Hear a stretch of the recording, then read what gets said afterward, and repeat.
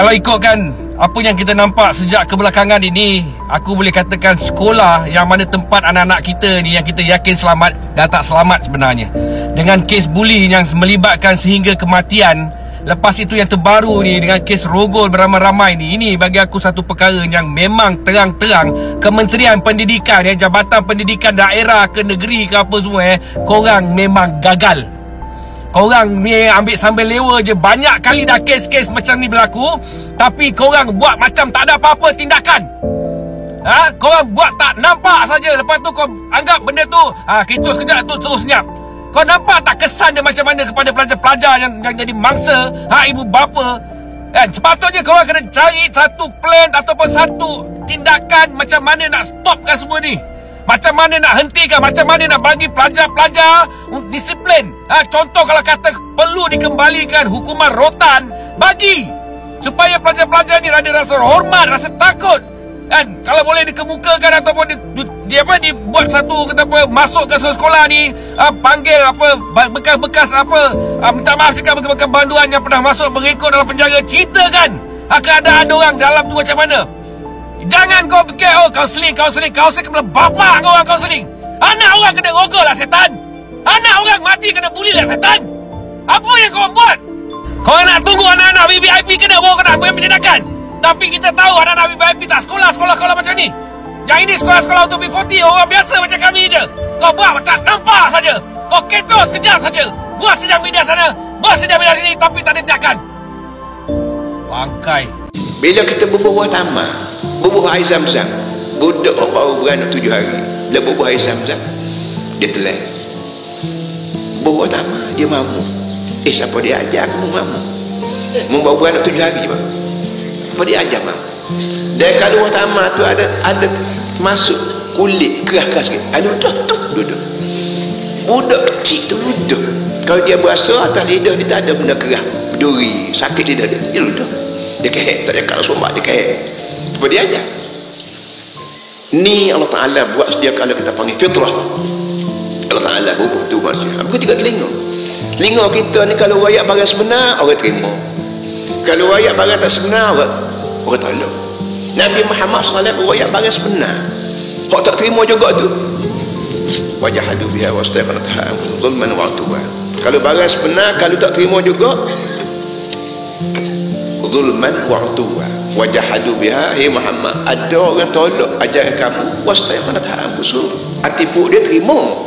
Atipu dia terima barang hak murayat ni betul. Tapi kalau tolak juga tu zulman, kerana jahat. Wa 'udwan, kerana kerak-kerak nak dipanggil.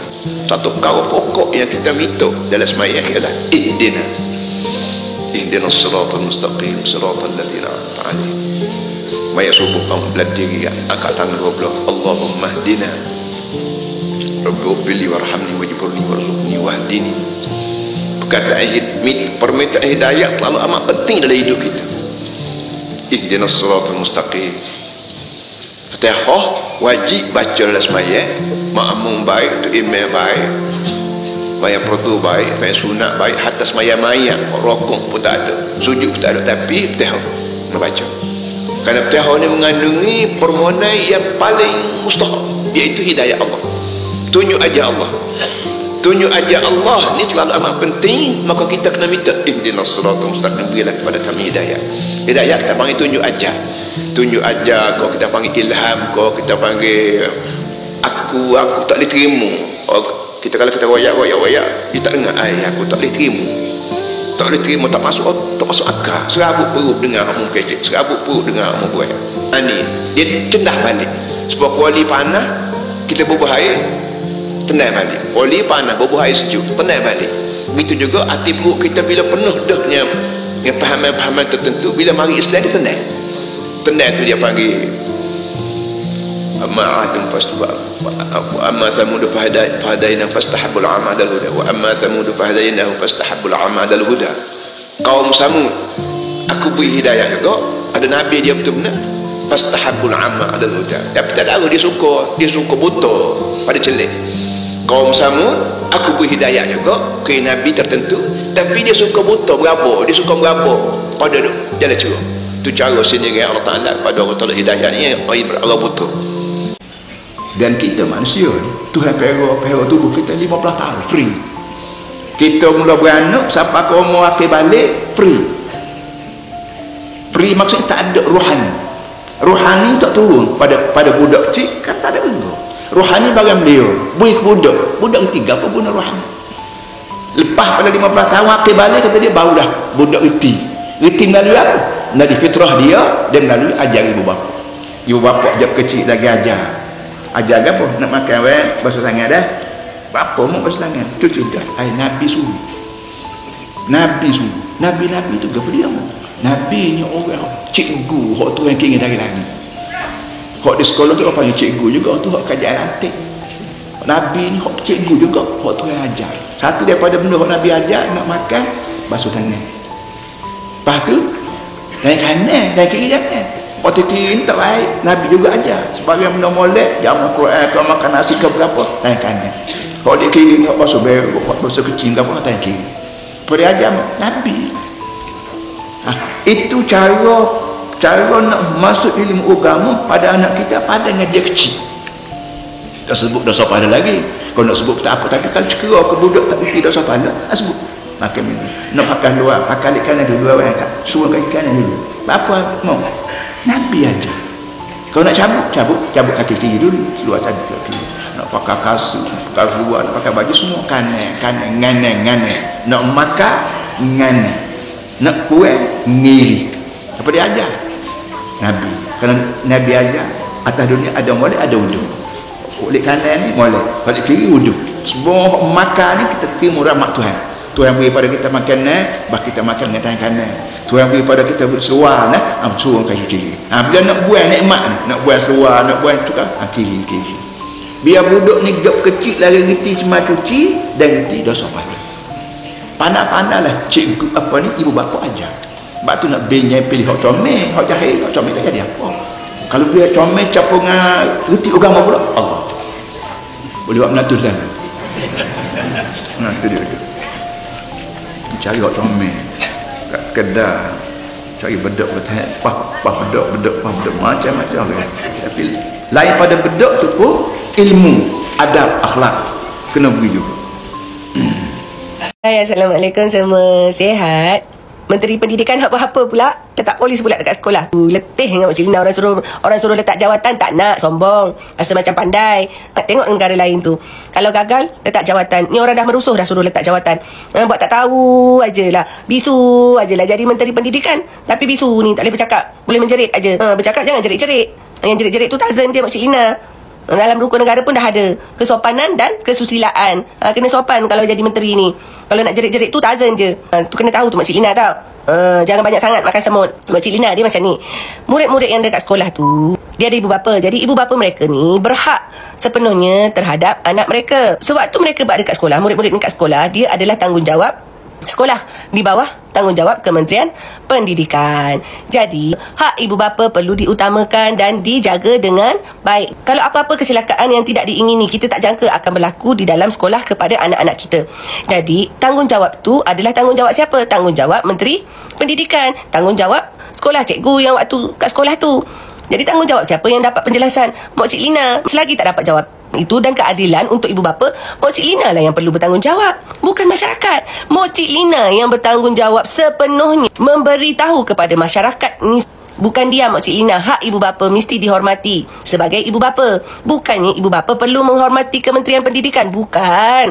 Ibu bapa dah menghormati, sebab tu dia hantar anak-anak dia ke sekolah. Jadi Kementerian Pendidikan perlu menjaga hak dan menghormati hak ibu bapa. Jangan anak pergi sekolah meninggal tak ada jawapan, menangis sini diabaikan, dibiarkan je. Tak ada kebajikan apa semua bagai. Itu anak orang tu Cik Lina, bukan anak Cik Lina.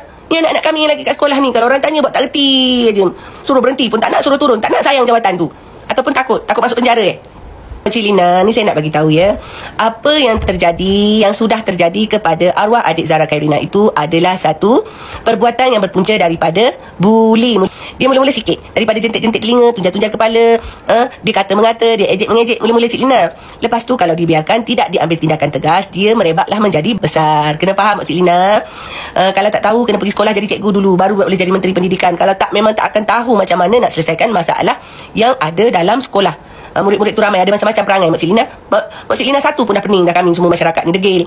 Sehinggalah terjadinya kehilangan nyawa ni yang dilakukan oleh murid-murid sekolah yang berada dalam kawasan sekolah yang berumur remaja. Cik Lina, bukan kanak-kanak. Apa yang berlaku kat dalam sekolah itu adalah satu kesalahan besar, kesalahan jenayah, kesalahan kehilangan nyawa. Bukannya kehilangan pensel, bukannya kehilangan pemadam. Dia adalah kehilangan nyawa yang perlu didedahkan kepada masyarakat, kepada ibu bapa, kepada negara, kepada dunia. Yang perbuatan itu adalah kesalahan besar dan tak boleh dilakukan sama sekali oleh murid-murid. Murid-murid di dalam sekolah perlu tahu tingkah laku mereka tu, perangai-perangai mereka itu adalah satu kesalahan, bukan gurauan Mak Cik Lina. Dia kena bagi tahu, bukannya tutup, bukannya sorok. Sebab nak jaga nama baik, bukan. Kena bagi tahu supaya menjadi pengajaran kepada murid-murid yang masih ada dekat sekolah ni yang belum melakukan kejahatan ni. Kena bagi tahu Cik Lina, bukan kena sorok, bukan kena tutup. Setiap kesalahan yang dilakukan tu ada hukuman dia. Dia kena faham Cik Lina. Bukannya nak kena tutup, nak kena selamatkan, nak ni apa benda ni Cik Lina. Ini kesalahan jenayah ni, kalau dilindungi, kalau ditutupi, makin besarlah kepala murid-murid ni Cik Lina. Ini anak remaja Cik Lina. Kalau mereka rasa dilindungi, makin degil mereka. Dan ini tidak akan mewujudkan keadaan yang baik, melainkan bertambah teruk, menjadikan mereka ini menjurus kepada gangsterism. Di sekolah cikgu cakap tak nak dengar, di rumah ibu bapa cakap tak nak dengar. Cikgu nak marah tak boleh, cikgu nak denda tak boleh, nak itu tak boleh. Nanti ibu bapa boleh sama dah bergaduh pula dengan cikgu. Ada ibu bapa yang tidak terbuka sikapnya, yang terlalu menyayangi anak, sehinggakan guru-guru tidak boleh mengambil tindakan disiplin kepada anak-anak mereka. Guru itu supaya dapat mendisiplinkan anak. Sekiranya tidak boleh, inilah yang berlaku ni. Bila anak tak boleh ditegur oleh guru, dengan cikgu dia melawan. Cikgu marah sikit nak saman cikgu. Lepas tu Kementerian Pendidikan harus menghargai guru-guru, bukannya meletakkan tekanan pada guru-guru. Jangan nak itu suruh, jangan nak itu suruh aja guru-guru ni. Tak ambil tahu perasaan guru-guru ni. Berat tugas tu Mak Cik Lina. Bukan seronok, bukan boleh tepuk-tepuk meja je macam tu, tak boleh ditegur Mak Cik Lina. Apa yang berlaku dekat sekolah itu adalah tanggungjawab Menteri Pendidikan untuk mencari kebenaran. Cik Lina yang harus dapatkan kebenaran itu dan diberi kepada ibu bapa. Bukannya ibu bapa yang mencari kebenaran. Cik Lina yang harus bertanggungjawab memikul kesalahan itu di atas kepala Cik Lina, Menteri Pendidikan ni. Barulah Cik Lina bagi kepada ibu bapa. Bukannya ibu bapa masyarakat ni nak cari kebenaran. Sepatutnya Mak Cik Lina yang dapatkan kebenaran yang sahih, sebab Mak Cik Lina kan orang terpelajar. Daripada sudut apa kan mesti dah tahu kat mana yang tak betul. Betul tak Mak Cik Lina? Jadi yang harus mendapatkan jawapan daripada PDRM, dari Menteri Kesihatan, daripada sekolah-sekolah semuanya, harusnya tanggungjawab siapa? Tanggungjawab Cik Lina yang dapatkan jawapan tersebut, keadilan tersebut. Dan Mak Cik Lina berikan kepada ibu bapa dan kami semua ni masyarakat. Macam tu Cik Lina bagi faham. Bukannya kami harus mendemo, ibu bapa ni begini, lepas tu kata menuduh, suruh tangkap, buat laporan terhadap ibu bapa, buat laporan kepada masyarakat. Sedangkan Cik Lina sendiri tidak menjalankan tanggungjawab sebagai menteri. Mak Cik Lina memang sudah gagal menjadi Menteri Pendidikan. Jadi dengan segala hormatnya, diminta letak jawatan je. Tak payahlah nak sombong-sombong sangat. Orang dah tak suka. Janganlah jadi hidung tak mancung, pipi tersorong-sorong. Alah Cik Lina ni, hai Cik Lina memalukan ajalah kaum hawa.